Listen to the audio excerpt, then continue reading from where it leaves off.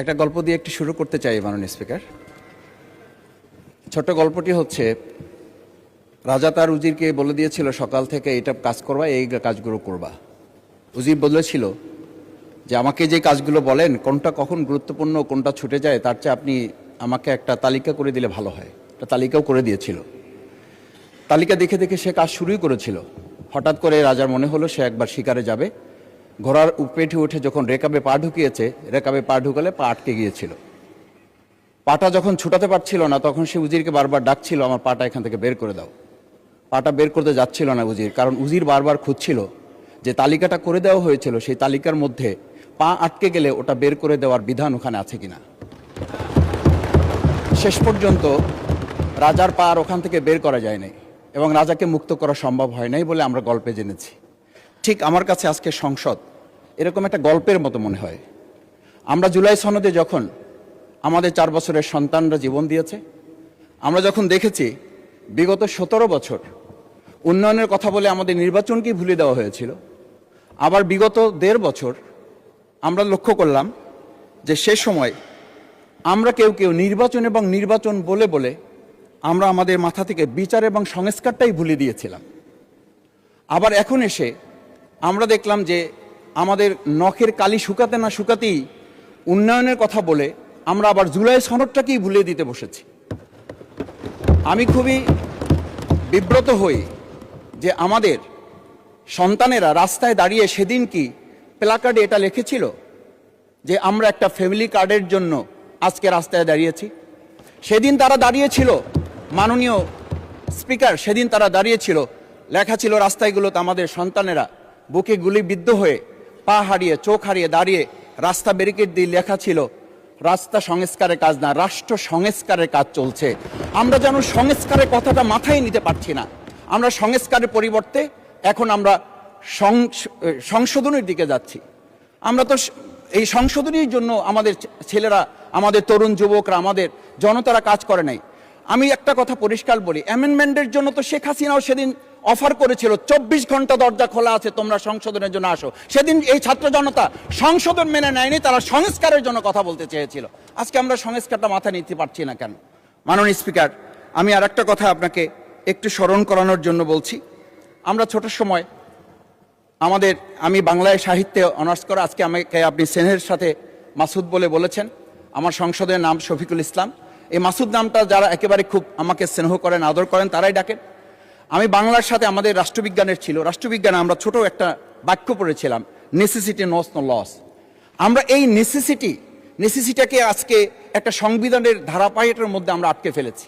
আমরা লাইন খুঁজতেছি, আমরা দাড়ি কমা সেমিকোলন খুঁজতেছি।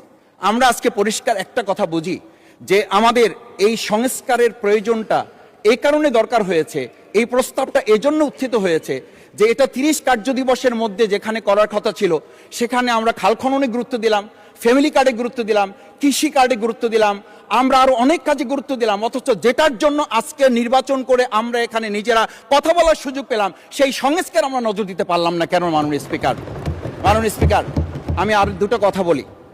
আমরা আমাদের প্রিয় মাতৃভূমি বাংলাদেশ, এই বাংলাদেশের সামগ্রিক প্রয়োজনকে সামনে রেখে আমাদের একটা কথা মাঝে মধ্যেই বলতে হয় যে আমরা যখন এই রাষ্ট্র সংস্কারের কথা, আমাদের সংবিধানের ধারাগুলোর কথা বলি, আমাদের কাউকে আমরা এই কথা বলতে শুনি যে গণভোটে যে 4টা বিষয় উল্লেখ করা হয়েছে, আমাদের এই 70% লোকরা ভোট দিয়েছে, 51% সরকারি প্রতিনিধিত্ব করছেন।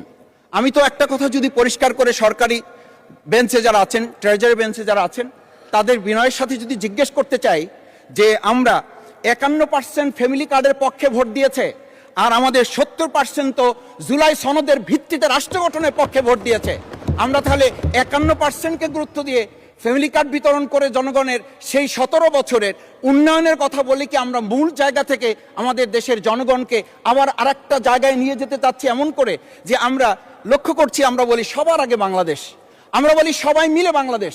আমি তো তা লক্ষ্য করছি না। আমাদের আশঙ্কার জায়গাটা, আমাদের উদ্বেগের জায়গাটা, উৎকণ্ঠের জায়গাটা মাননীয় স্পিকার ওইখানে যে 11টা সিটি কর্পোরেশনের প্রশাসক বদল হয়েছে। আমরা কি লক্ষ্য করলাম না সবাই মিলে যদি বাংলাদেশ হয় তাহলে সরকারি দলের বাইরে একজন যোগ্য লোক, সৎ কি মানুষ ওখানে খুঁজে পাওয়া গেল না? মাননীয় স্পিকার আরেকটা কথা বলি, 42টা জেলা প্রশাসক বদল হয়েছে। মাননীয় স্পিকার, এই পাশ থেকে প্রায় কথা বলি যে এখানে বলা হয়েছে যে মানে আমরা সবাই মিলে বাংলাদেশ, সবার বাংলাদেশ যখন বলি, সবাই মিলে দেখি টেবিল চাপড়িয়ে আমরা এই মহান জাতীয় সংসদকে খুবই সরগরম করে ফেলি। এই 42টা যে জেলা প্রশাসক নিয়োগ হয়েছে, এই জেলা পরিষদে গোটা বাংলাদেশের মধ্যে আজকে এখানে যে কমিটি হয়, সেই কমিটিতে আমরা বলি ন্যায্যতার ভিত্তিতে আপনাদের থেকে 2 জন দেন, 1 জন দেন। মাননীয় স্পিকার, খুবই বিনয়ের সাথে জিজ্ঞেস করি, আমরা কি সেই নতুন বাংলাদেশের দিকে যেতে পেরেছি যেই বাংলাদেশে এই 42 জন জেলা পরিষদের 1 জন জেলা পরিষদকে আমরা কাউকে খুঁজে বের করতে ওখানে ন্যায্যতার ভিত্তিতে দিতে পারলাম না? মাননীয় স্পিকার, আমরা তত্ত্বাবধায়ক আমাদের অন্তর্বর্তীকালীন সময়ে যখন 1-2 জায়গায় এরকম প্রশাসক নিয়োগ হয়েছে, আমরা বললাম এটা সংবিধান লঙ্ঘন এবং এটা গণতন্ত্রের সাথে সাংঘর্ষিক।